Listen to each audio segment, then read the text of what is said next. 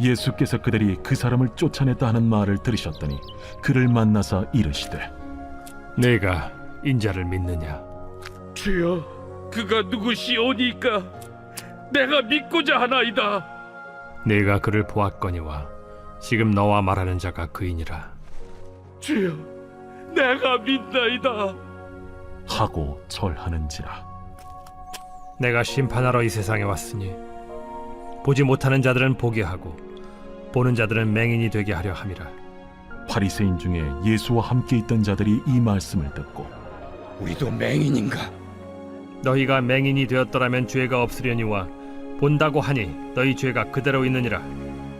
할렐루야. 오늘도 여러분들의 삶 속에 은혜와 평강이 함께 하시기를 바랍니다.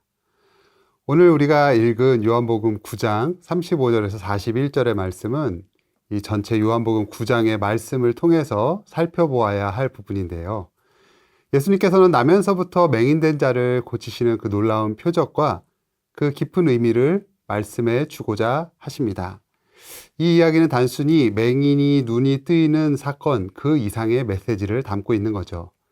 예수님이 누구신지, 우리가 고난을 어떻게 바라봐야 하는지, 그리고 우리의 신앙이 어떤 길을 걸어야 하는지 보여주는 귀한 말씀입니다.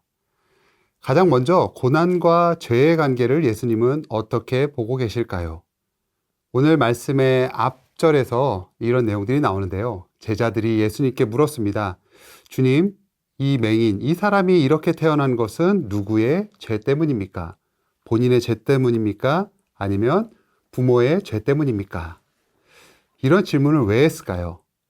당시 유대인들은 고난과 질병을 죄의 결과로 여겼기 때문입니다. 사람이 큰 어려움을 겪거나 어떤 질병으로 고통받는 것은 그 사람이 저지른 죄의 대가라고 여겼던 것이죠. 이것은 성경 여러 곳에서 그런 흔적들을 보게 됩니다. 사람이 겪게 되는 질병과 또 고난의 문제를 죄와 서로 연결했다는 거예요. 죄에 대한 징벌로 병을 얻게 되기도 하고 또 죄를 용서해 준다는 것과 병이 낫게 되는 것을 같은 의미로 사용하기도 했었습니다. 여러분, 우리도 이런 비슷한 생각을 할 때가 있지 않습니까? 어려운 일이 생기면 내가 하나님 앞에서 무슨 잘못을 해서 이러는 걸까? 고민할 때가 있지는 않습니까? 그러나 예수님께서는 이런 생각과는 전혀 다른 견해를 보여주십니다. 단호하게 말씀하시죠. 이 사람의 죄도 부모의 죄 때문도 아니다. 오히려 이 일을 통해 하나님의 영광이 드러나게 하려는 것이다. 여기서 우리는 주님의 가르침을 보게 됩니다. 고난은 단순히 죄의 결과가 아니라 하나님께서 일하시는 도구가 될 수 있다는 사실이죠. 오해하지 말아야 할 것이 있습니다. 하나님이 특별히 고난을 통해서 우리에게 그걸 주시고 그것을 통해서 영광 받으시려고 그렇게 일하신다라는 그런 개념은 아니라는 거예요. 고난과 어려움이 찾아오는 이유는 여러 가지가 있을 수 있습니다. 우리가 어떤 과오를 범했을 수도 있고요. 혹은 다른 이의 어떤 과오로 인해 내가 피해를 입게 될 수도 있습니다. 때론 누구의 과오도 아닌 것 같은데 아무 잘못도 없는 누군가가 피해를 보게 될 수도 있습니다.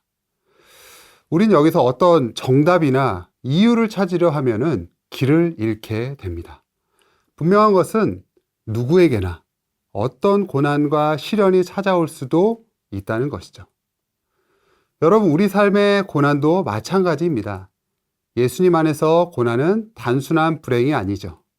우리 주님은 고난 속에서도 우리와 함께 하시고 주님의 사랑과 능력과 일하심을 드러내고 계심을 믿어 의심하지 말아야 할 것입니다. 이어서 본문에서 나오는 맹인의 눈을 뜨게 하는 기적을 바라보는 세 부류의 사람을 우리가 나누어서 살펴볼 수 있겠는데요. 제일 첫 번째 먼저는 바리새인과 유대인들입니다. 그들은 이 표적을 보고도 예수님을 죄인이라 단정합니다. 왜입니까? 이유는 단순하죠. 예수님이 안식일에 병을 고쳤다는 그 이유만으로. 안식일을 지키지 않았다는 것. 이들에게 있어서 안식일을 지키는 것, 그들은 자신의 율법과 전통에 갇혀 있어서 내가 안식일의 주인이다라고 말씀하시는 참된 빛이 되신 예수님을 보지 못하고 있었던 것이죠. 자신들이 믿고 바라보는 것이 전부였던 겁니다. 눈앞에서 예수를 보아도 그가 누구인지도 모르고 눈이 가려진 맹인 같은 자들이었다는 겁니다. 또 한 부류의 사람이 나오는데요. 바로 그 맹인의 부모입니다. 그들은 아들이 고침받는 것을 알고 보았음에도 어떻게 맹인이었던 자가 보게 되었느냐라고 묻는 그 바리새인들의 질문 앞에서 예수님이 낫게 하셨다라고 공개적으로 고백하지 않았습니다. 왜였을까요? 유대회당에서 출교를 당할 것이 두려웠기 때문입니다. 여러분, 오늘날 우리도 자신의 신앙을 고백함으로 인해서 어떤 손해를 보거나 불이익을 당하게 될까 두려워할 때가 있지 않습니까? 마지막 또 한 부류의 사람이 있다면 바로 그 치유받은 맹인인 것입니다. 맹인의 모습은 어땠습니까? 그는 담대하게 예수님을 선지자라고 고백합니다. 유대 공동체에서 배척당할 것을 알면서도 그는 두려워하지 않았죠. 그의 신앙은 점점 자라 결국 예수님을 그리스도시다라고 고백하게 되고 있는 겁니다. 이 내용을 보면서 우리 스스로에게 질문해 보게 됩니다. 과연 나는 어떤 부류에 속해 있는지, 세상의 눈치를 보며 신앙을 숨기고 살아가고 있는 것은 아닌지, 아니면 담대하게 예수님을 고백하며 믿음의 길을 걷고 있는 것인지 질문해 보게 됩니다. 이 사건에서 또 하나의 중요한 메시지가 있는데요. 바로 그것은 육체적으로 맹인이어도 예수님을 만나 눈을 뜨고 빛을 보았다라는 거죠. 반면 바리새인들은 자신들이 빛을 보고 있다고 생각했지만 정작 영적으로는 맹인이 되어 있었습니다. 이것이 바로 요한복음의 특징인 역설적인 표현들인데요. 예수님은 단순히 육체적인 눈만 뜨게 하시는 분이 아니시고 우리의 영적인 눈을 뜨게 하셔서 하나님을 보게 하시는 분이시라는 것이죠. 성 어거스틴은 이러한 표현을 했습니다. 이 맹인을 향해서 흑암 속에 살아가고 있는 인류를 대표한다라고 표현했습니다. 그리고 그 맹인이 눈을 뜬 것을 통해서 구원에 이르는 믿음을 갖게 된 것이다 라고 설명합니다. 여러분, 우리가 육신의 눈이 아니라 믿음의 눈으로 하나님을 볼 수 있기를 소망합니다. 마지막으로 오늘 말씀은 우리에게 신앙의 고백의 용기를 요구하고 있습니다. 예수를 구주로 믿고 고백하는 것이 때로는 세상에서 불이익을 받게 될 때도 있습니다. 그러나 우리는 무엇을 두려워해야 하겠습니까? 영원한 생명을 주시는 예수님을 선택하는 것이야말로 가장 가치 있는 일이라는 것이죠. 예수님은 고난받는 우리를 그냥 내버려 두지 않으셨습니다. 선한 목자 되신 주님께서 우리 곁에 함께 계시며 위로하시고 우리에게 힘을 주십니다. 그러니 고난 속에서도 담대하게 믿음의 길을 걸어가야 하는 것이죠. 오늘도 세상에 빛이신 예수님께 우리의 시선을 고정합시다. 그리고 그 빛을 따라가며 우리도 세상 속에서 작은 빛으로 살아갈 수 있어야 하는 겁니다.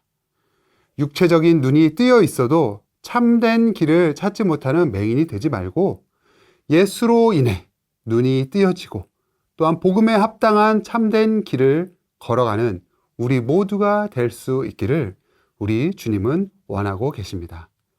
기도하겠습니다. 사랑과 은혜의 아버지 하나님, 우리의 빛 되신 주님을 바라봅니다. 우리의 다친 눈이 주님으로 인해 뜨이게 하시고 이 험하고 힘든 세상 가운데서도 오직 주님을 의지하며 주님의 인도하심을 따라 빛 가운데로 걸어가는 우리 모두가 되도록 함께하여 주옵소서. 감사드리며 예수님 이름으로 기도합니다. 아멘.